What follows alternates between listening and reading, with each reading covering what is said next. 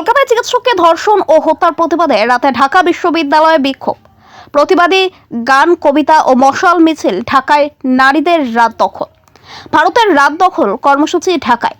ভারতের মৌমিতার জন্য বিচার দাবিতে উত্তাল ঢাকার রাজপথ। গণ অভ্যুত্থান পরবর্তী বাংলাদেশে তনু ও মুনিয়া সহ ঘটে যাওয়া প্রতিটি ধর্ষণ মামলার সুষ্ঠু তদন্ত বিচার দাবি এবং ভারতের কলকাতার আরজি কর হাসপাতালে চিকিৎসককে ধর্ষণ ও হত্যাকাণ্ডের বিরুদ্ধে চলমানের প্রতিবাদে প্রতি সংহতি জানিয়ে রাত দখল করো নারী কর্মসূচি পালন করেছেন একদল শিক্ষার্থী।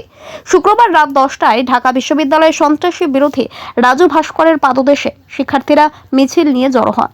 এ সময় কয়েকজন শিক্ষক ও বিশিষ্টজন তাদের সঙ্গে একাত্মতা পোষণ করেন।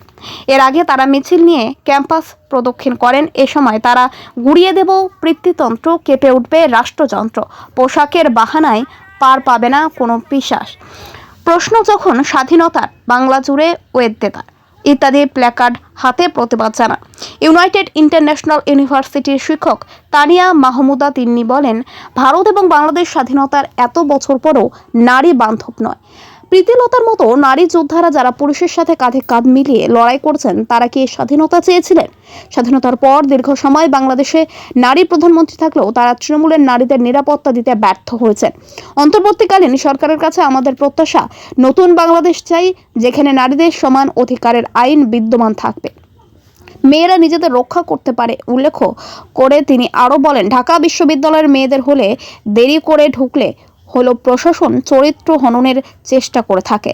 আমরা শিক্ষা প্রতিষ্ঠানে শিক্ষা অর্জন করতে এসেছি, চারিত্রিক সার্টিফিকেট নিতে নয়। পুরুষদের প্রতি আহ্বান করে এই শিক্ষক বলেন, আপনাদের আমাদের রক্ষা করতে হবে না, পুরুষরা রক্ষা করতে হবে না। আমরা নিজেরাই নিজেদের নিরাপত্তা নিশ্চিত করতে চাই, আমরাই দেশকে এগিয়ে নিয়ে যাব।